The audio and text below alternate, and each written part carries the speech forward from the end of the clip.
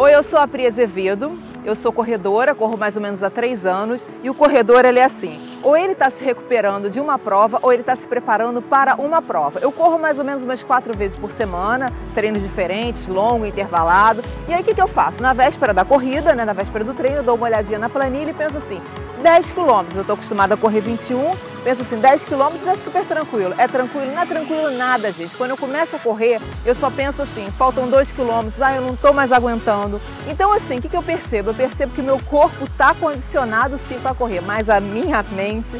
Então o que eu fiz? Eu convidei o professor de Educação Física Antônio Caputo, que é coordenador técnico também da assessoria esportiva Speed, para falar um pouquinho com a gente sobre esse tema.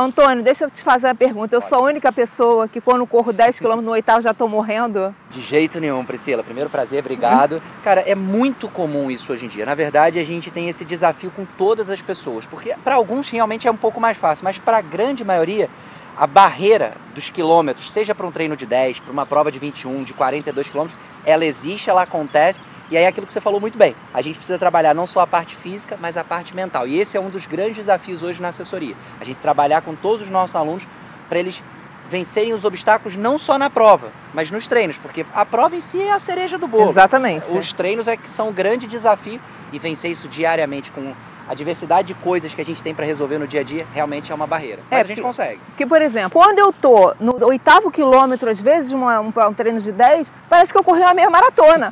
Mas quando eu corro a meia maratona, isso acontece no 17º, 18º quilômetro, que eu penso o quê? Gente, o que eu tô fazendo aqui? Começa a dar aquele tédio, daquele tempo todo que você tá correndo. Como é que a gente vai resolver isso, Antônio? Então, vamos lá. Tem algumas coisas que a gente já aplica hoje com os nossos alunos e que são bastante simples. A gente criou, uma metodologia de criar metas por etapa, ou seja, ele vai pensar a cada 2 km, a cada 3 km, a cada 4 km. Além da gente criar essas metas que são tangíveis por número e ritmo, a gente começa a fazer com que ele também visualize como ele vai querer chegar ali. Se ele vai querer chegar forçando, se ele vai querer chegar diminuindo o ritmo, se ele vai querer chegar acelerando. Isso tem ajudado muito porque as pessoas estão começando a ver parte a parte a prova e não pensar só no 10, pensar só no 21.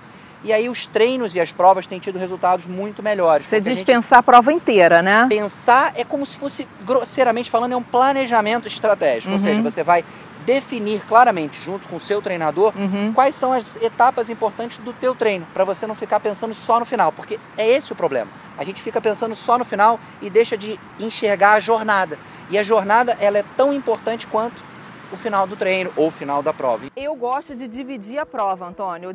Eu penso assim, eu não vou correr 21 km para me dar aquele peso na minha cabeça. Eu vou correr o quê? 3 provas de 7 km. Funciona, Antônio? Super funciona. Na verdade, a gente hoje usa essa e várias outras estratégias de divisão da prova. Como eu disse, a cada 2 km, a cada 5, tudo vai depender muito da pessoa. E é por isso que é muito importante hoje o trabalho que a gente acredita, que é fazer essa aliança entre o corredor, efetivamente, e o seu treinador, porque é nessa relação de confiança que a gente consegue estabelecer as metas individuais e o principal, a gente consegue conhecer melhor o corredor. Todos os corredores têm os seus desafios, mas sem dúvida, em regra geral, dividir a prova em etapas e visualizar essas etapas ajuda muito a conseguir chegar no resultado final com sucesso. Agora sim, gente, eu tô falando de 21, tem o pessoal mais corajoso ainda que vai para os 42 a maratona. Agora, Antônio, e aquele pessoal que faz ultramaratona, gente? Corre quanto tempo mais ou menos, Antônio? Então, hoje vai depender muito, mas assim, provas acima de 42 km, que são todas elas consideradas ultras, essas pessoas elas vão correr mais do que 4, 5, 6 horas, porque as provas de ultramaratona, elas têm uma característica peculiar. Elas não são geralmente em asfalto. Até você tem os desafios de 12 horas, de 6 horas, que geralmente acontecem em asfalto. Mas as provas tradicionais de ultramaratona, elas acontecem em outros ambientes. E aí vem uma outra dificuldade, porque o teu referencial de tempo ele muda completamente. Pensa o seguinte, 42 no asfalto, um corredor intermediário, ele faz aí em 4 horas, 4 horas e 20.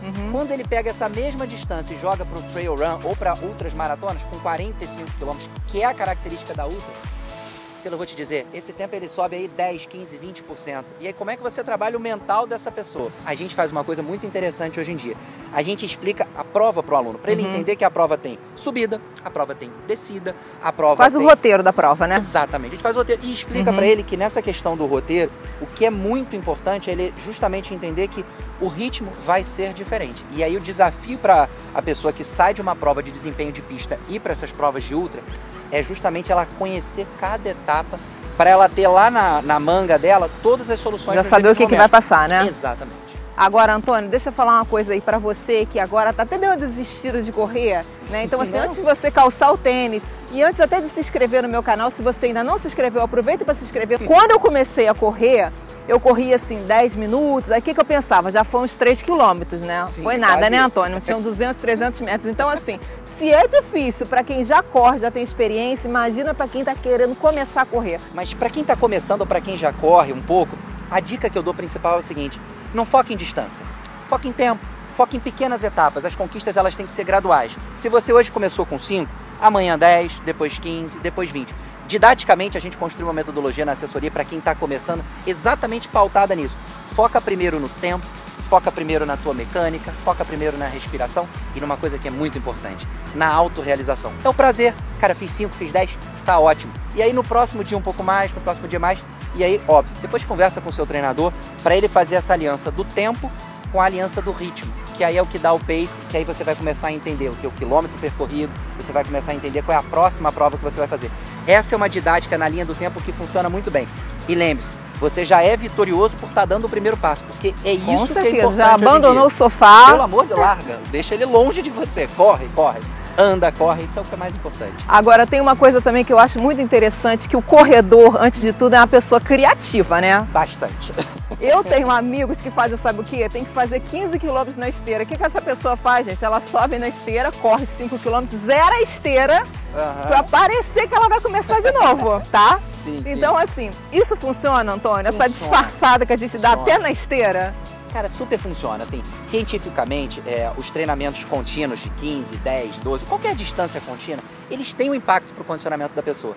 Mas mais do que esse impacto do condicionamento físico, hoje eu gosto muito do impacto mental. Então, se a pessoa pegou o treino dela, dividiu em 15, o 15 km em 3 etapas de 5, 1 minuto ali, posso ser sincero, não vai ter impacto negativo nenhum. É óbvio, Antônio, é melhor fazer os 15 direto ou os 15 fracionados? Faz os 15 direto. Mas melhor do que não fazer é fazer dessa forma. Você pode ter certeza disso. E a ciência não contraindica, tá? A ciência não contraindica. Ela simplesmente ela nos norteia para uma maior eficiência. Mas, de novo, a melhor eficiência de todas, como você falou muito bem, é sai do sofá e começa logo. Bom, o Antônio deu dicas super valiosas. Agora eu quero saber de você. Qual é a tática que você usa? Qual é o segredo? Conta aí, Antônio, porque sabe que corredor é criativo, né? Eu espero que você tenha gostado desse programa. Se você ainda não se inscreveu no meu canal, aproveita para se inscrever. Um beijo, bons treinos e até a próxima. Tchau, tchau. Prazer. Até a próxima. Esperando suas dúvidas.